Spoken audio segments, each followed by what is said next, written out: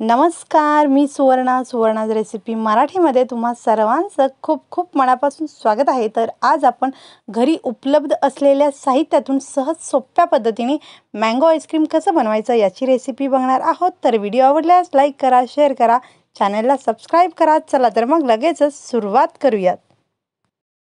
तर इथे मी कच्चं दूध घेतलेलं आहे, फुल फॅट म्हशीचं दूध घेतलेलं आहे। तर पाणी अजिबात या दुधामध्ये टाकलेलं नसावं, शक्यतो पॅकेटमधलं दूध आपण वापरायचं आहे। तर इथे मी 1.5 कप दूध घेतलेलं आहे।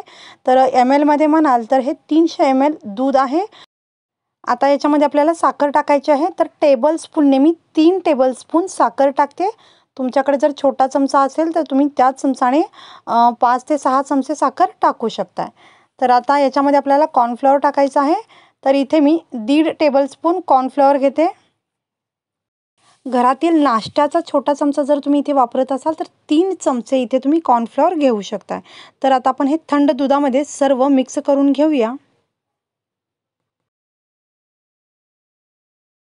आणि आपण दूध जे कपाने मोजून घेतलं तर तसे कप तुमच्याकडे नसतील तर तुम्ही एखाद्या वाटीने सुद्धा हे दूध मोजून घेऊ शकता। तर सर्व साहित्य मी थंड दुधामध्ये मिक्स करून घेतल्यानंतर भांडं गॅसवर ठेवलेलं आहे आणि मीडियम गॅसवर आपल्याला हे मिश्रण छान दाटसर झालं पाहिजे इतपत शिजवून घ्यायचं आहे। तर अगदीच 3 ते 4 मिनिटे लागतील याला।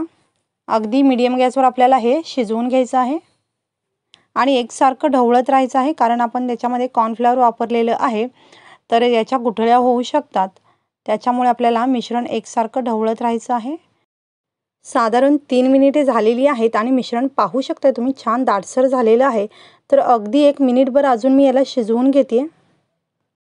तर तुम्ही जर माझ्या चॅनलवर नवीन असाल आणि अजून सबस्क्राईब केलं नसेल तर अशाच नवनवीन रेसिपीजसाठी चॅनलला सबस्क्राईब जरूर करा आणि रेसिपी जर आवडत असतील तर लाईक करा आणि शेअरसुद्धा करा। तर हे मिश्रण पाहू शकता तुम्ही अजून 1 मिनिटभर मी याला छान शिजवून घेतलेलं आहे। तर हे मिश्रण आपलं जवळजवळ तयार झालेलं आहे, पाहू शकता तुम्ही। तर आता मी गॅस बंद करते। हे मिश्रण आपलं छान तयार झालेलं आहे आणि आता हे मिश्रण आपण पूर्णपणे थंड करून घेऊया। तर हे मिश्रण पूर्णपणे थंड झालेलं आहे आणि इथे मी मिक्सरचं मोठं भांडं घेतलेलं आहे, जे आपण ज्यूस करण्यासाठी वापरतो। तर त्याच्यामध्ये हे मी मिश्रण पूर्ण काढून घेतलेलं आहे। तर याच्यामध्ये आपल्याला आता मँगो पल्प टाकायचा आहे। तर याच्यासाठी मी एक आंबा घेतलेला आहे आणि त्याचा गर काढून मी मिक्सरला फिरवून घेतलेला आहे आणि हा जो पल्प आहे तो मी मोजून घेतलेला आहे। तर अर्धा कप इथे आपल्याला हा पल्प लागणार आहे। तर हा पल्प आपण आता जे आपण मिश्रण शिजवून घेतलं होतं आईस्क्रीमचं त्याच्यामध्ये टाकूयात आणि याच्यामध्येच आपल्याला आता घरची जी मलाई असते, दूध तापवल्यानंतर त्याच्यावरती जी साय किंवा मलाई जी जमते ती घ्यायची आहे। ती आपल्याला साधारण पाव वाटी मलाई घ्यायची आहे। तर याच्याऐवजी तुम्ही अमूलचं जे फ्रेश क्रीम तयार विकत मिळतं ते वापरला तरीही चालेल। तर हे सर्व आपण आता मिक्सरला चांगलं 1 मिनिटभर फिरवून घेऊया। तर हे बघा, हे मी मिक्सरला छान फिरवून घेतलेलं आहे आणि अतिशय क्रीमी आणि मलाईदार असं हे आईस्क्रीमचं मिश्रण तयार झालेलं आहे। तर हे एका डब्यामध्ये आपण काढायचं आहे। तर शक्यतो एअरटाईट डबा जो असतो तो आपल्याला आईस्क्रीमसाठी वापरायचा असतो। तर आता आपण याला झाकण लावायचं आहे आणि हा डबा आपल्याला 2 तासासाठी फ्रीझरमध्ये ठेवायचा आहे। तर इथे मी 2 तासानंतर फ्रीझरमधून हा डबा काढलेला आहे। तर अगदी हलकं असं हे मिश्रण सेट झालेलं आहे। तर आता आपल्याला परत एकदा हे सर्व मिश्रण मिक्सरच्या भांड्यामध्ये काढायचं आहे। थोडंसं सेट झालेलं असतं हे मिश्रण। तर अशा वेळी आपल्याला परत एकदा याला फेटून घ्यायचं आहे। तर हे मी परत एकदा फेटून घेते। छान 1-2 मिनिट आपल्याला फेटून घ्यायचं आहे। तर हे पहा, मी परत एकदा याला 2 मिनिटं फेटून घेतलेली आहेत, पाहू शकता तुम्ही। तर असं हे 2 वेळा आईस्क्रीम फेटल्यामुळे अतिशय सॉफ्ट असं आईस्क्रीम बनतं आणि याच्यामध्ये आईस क्रिस्टल जमा होत नाहीत। तर हे परत एकदा आपण सेट करण्यासाठी या डब्यामध्ये काढून घेऊया। तर हे मी पूर्ण मिश्रण या डब्यामध्ये काढून घेतलेलं आहे। तर आता आपल्याला या आईस्क्रीमवर एखादा असा प्लास्टिकचा कागद किंवा तुमच्याकडे जर क्लीन रॅप असेल किंवा ॲल्युमिनियम फॉईल असेल तर ते जरूर लावा.